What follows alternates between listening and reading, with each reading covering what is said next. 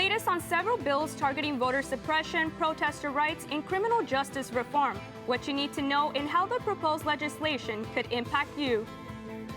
Plus, the push to take back Wall Street from power brokers.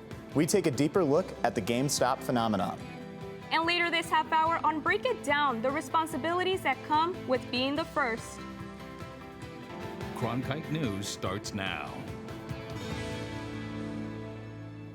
Good evening and welcome to Cronkite News on Arizona PBS. I'm Jackson Zuber. And I'm Karina Espinoza. Thank you for joining us. 5 local community organizations came together today outside of the state capitol. They're speaking out about several bills in the legislature, covering everything from voter suppression and protester rights to criminal justice reform. Reporter Abigail Verwick was at the news conference.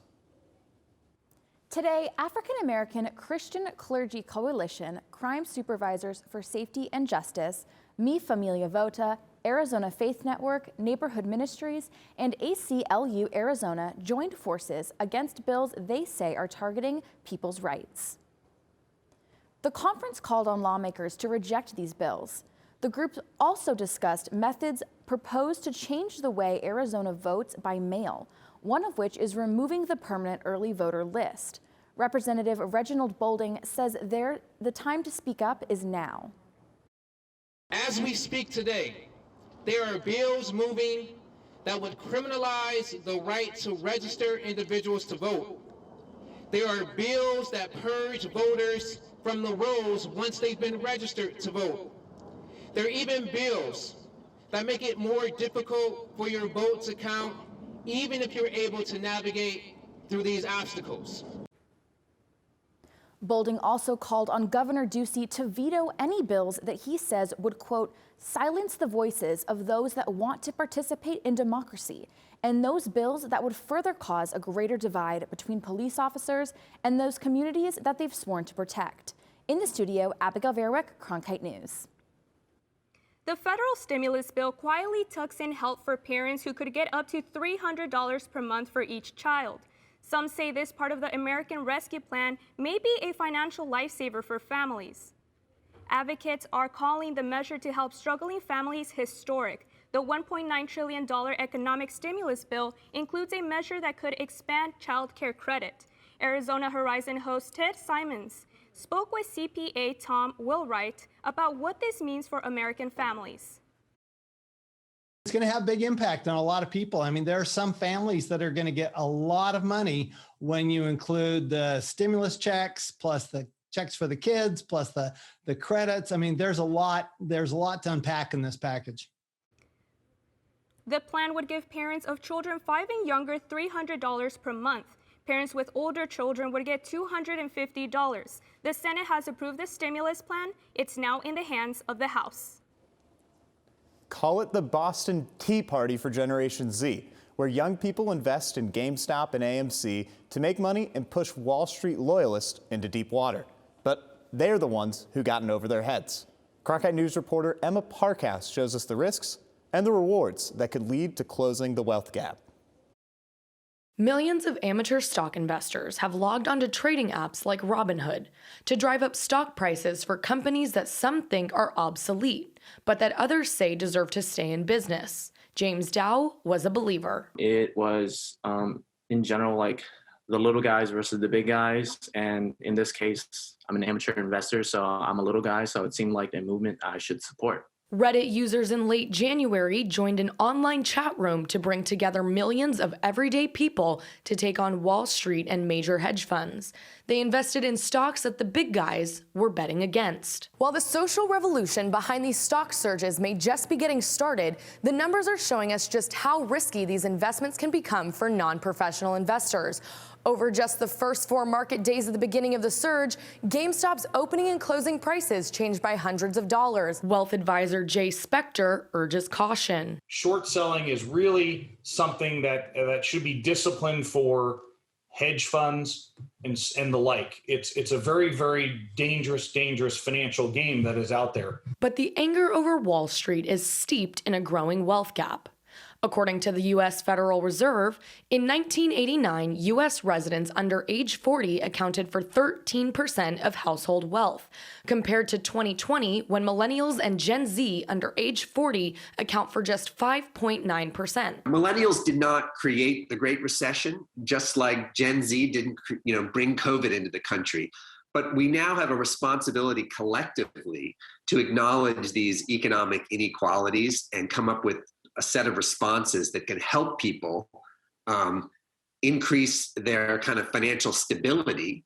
Nathan Ricks, a Gen Z investor, has been educating himself on financial trends since he was 16. I'd say my main reasoning now is not currently trying to grow the wealth I have, since that's really limited, but have practice and understanding while the stakes are much lower, so that once I do get to that point in my life, when I start actually making a stable income and start making money and am in the market, I have experience and I have practice and I'm more aware of all the different things I should be doing, so I can make the right choices there to grow like my personal wealth. Kramer says policies and systems have to change to help every generation build their finances. We can try to promote more, income and, as I said, infusing cash into these households somehow, either by earnings or other kind of public policy. We can help people build up savings over time by kind of more accessible and responsible financial products. Kramer and Senate Majority Leader Chuck Schumer are working on several congressional proposals. A universal savings account for every U.S. newborn to start their lives with a financial asset. A measure to make sure rent does not eat up most of citizens' salaries. And 3, start workers early in their career on a retirement fund that grows, along with the investor. Investing in the stock market the right way is still considered a smart move. Investing is a good way to accumulate wealth in the long run. Of course, I'm not like day trading every single day. It's more like swing trading, putting my money in and believing into companies, or putting my belief into companies that I believe will be successful one day. The protests have quieted for now, but a generation may rebel again. In Phoenix, Emma Parkhouse, Cronkite News. The Reddit rebellion has glimmers of the Occupy Wall Street movement from a decade ago. That's why some believe the battle for wealth equity is far from over. For the first time since October, Arizona health officials reported no new coronavirus deaths for the second consecutive day. And the number of newly reported COVID-19 cases was the smallest daily update since the beginning of November. This comes as the University of Arizona announces in-person graduation ceremonies are a go. Students who wish to participate can attend, but for now, audience viewing will be done remotely. Keeping safety in mind, the university also stated there would be multiple graduation ceremonies. Plus, U Arizona also announced this will hold mostly in-person classes for the new academic year. Arizona advocates have been pushing for community colleges to have limited baccalaureate degrees for 25 years. This year may be their best chance since the State House permitted the bill. It's now moving to the Senate, and Reed Harmon has more on changes being made for Arizona higher education. Reed? 23 states currently allow community colleges to award bachelor's degrees, including neighboring states. HB 2523 would give residents a chance to get their degree without having to pay university expenses. Well, what does this mean for universities then? Well, community colleges are not duplicating university programs. Instead, the programs they would offer focus on workforce-based degrees, such as applied technology, healthcare, and education. Have a listen. We did sit down with the universities and identified what guardrails they felt were needed in this legislation for them to be neutral on the bill. So we had some very good conversations, and some are still ongoing, but we've. According to a policy brief from the Education Commission of the states, 35 to 40 million American individuals are located in education deserts, where there are none or maybe one public university around them. These community college baccalaureate degrees expand access to low-income families, students in full-time jobs, and those who just geographically cannot attend a four-year university. In the studio, Reed Harmon, Cronkite News. Taking a look outside now from our downtown studios. It's a little windy but beautiful here today in the valley. Tyler Mannion is joining us with what we can expect weather-wise for the next couple days, including possible rain. Tyler, what's going on? Yeah, Jackson, like you talked about, rain coming later in the week, but tomorrow, Wednesday, it is a beautiful afternoon. Look at this, 68 degrees is your high in Phoenix. Your cold around the state is 39 in Flagstaff. Opening up, though, for the storms you were talking about, Jackson, how about this? Thursday and Friday, you're going to come see this rain patch sit right in the middle of the valley. That's not our normal Arizona weather, a little confusing. Tonight, though, how about some wind? At 6 p.m. You can see that flag whipping, and then the skies are going to clear out. That wind might stay, but the clouds are away. 10 p.m., 64 degrees. Moving out to the rest of your week. Wednesday, like we talked about, tomorrow is beautiful, but then Thursday and Friday are coming in with a sucker punch. Look, I can't control the weather, people. 40% chance of rain, 62 degrees, but it gets nicer eventually, right? Monday, Tuesday, Wednesday, you see not a cloud in the sky. 74, 73, 76 highs. That is the Arizona weather that we're used to, that we like to see, right? In the Cronkite News Weather Center, I'm Tyler Mannion. I'm Serena Raboyne. After the break, I'll have your Cronkite Sports Report. In celebration of Women's History Month, we'll tell you how one woman made history in the NFL. Next.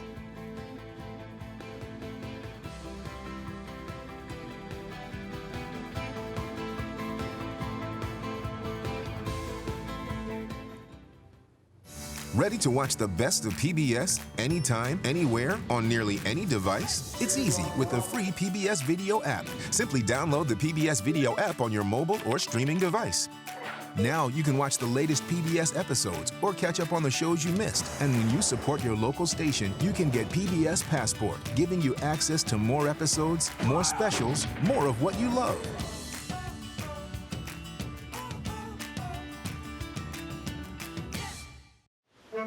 Every day I wake up, my first thought is, how can I serve this community?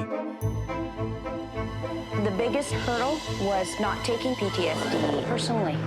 Would you welcome, please, the amazing. Everybody that watches this, they say that I am the greatest that they've ever seen.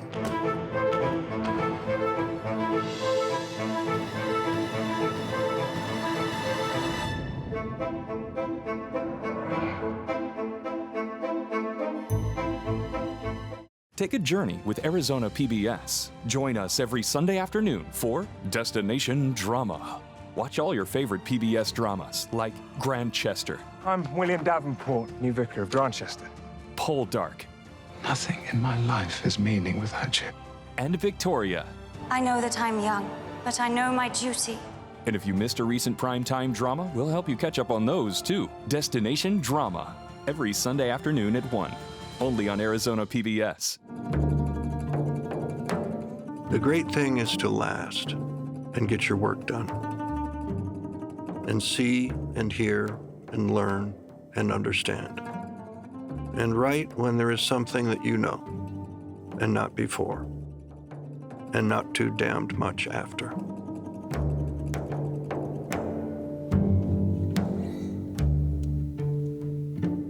Coming in April to Arizona PBS.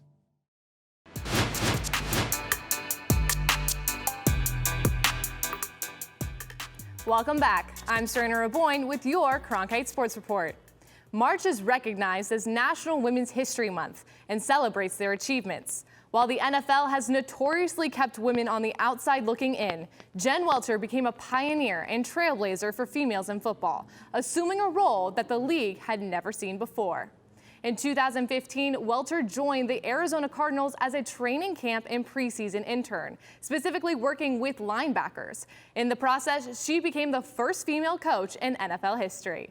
Welter says the players and staff were proud to be involved in such a momentous feat, and their overall acceptance was better than she could have imagined. If you think about just having made history, it's like, okay, then what, right? Like, what does having, instigated change with the Cardinals, and what does what we did there create for the next generation? Welter became a defensive assistant with the Atlanta Legends of the now defunct Alliance of American Football for the 2018-2019 season. She's now focused on being a role model for girls in sports, founding Gridiron Girls flag football camps. Moving on from the NFL to high school, March 1st was the initial day teams could take the field under the AIA bylaws. As Valley teams prepare, we look at one story still being written. Cronkite News reporter Zach Keenan spoke with players at Hamilton High School about a state championship opportunity that went wide left. The state championship game. Down by 2. 17 seconds on the clock. What dreams are made of. All my head is just like, wow, I could just seal the game for us and get us a state championship. And then what happened, man. It's not how we wanted it to go. In the 2020 AIA Open Division state title game, Hamilton trailed arch rivals Chandler 23-21. With time for one play, sophomore Matthew Swink was called upon. I felt bad for him. I mean, he shouldn't have been put in that situation. It was his first year on varsity, first year playing football in general. It wasn't the outcome we wanted, but I think it's something to learn from. After the Huskies' starting kicker was sidelined due to COVID quarantine protocols, Swink was called up from JV just 2 weeks before the regular season ended. 2020 Open State Champions. That was then. This is now. It's gonna make you a better person. Like, just gotta move on from it. Next year, it's a whole new game, whole new team. It's gonna be a new start. When bad moments like that happen, you have, two different choices. You could quit and not, want to give it a go again, or you can persevere and try to get better because of it. And I think Matt chose the persevering route and just dedicating himself this offseason to getting even better. When life presented Matthew Swink with the option to quit or keep going, he chose the latter. It was like that. Next day, he was back to work. In Chandler, Zach Keenan, Cronkite News. Football games between different schools will not be permitted by the AIA this spring, and masks will be required for all players and coaches. That does it for today's Cronkite Sports Report. Back to you, Karina and Jackson. That's it for Cronkite News tonight. Thanks for joining us. For top Arizona stories anytime, go to cronkitenews.azpbs.org.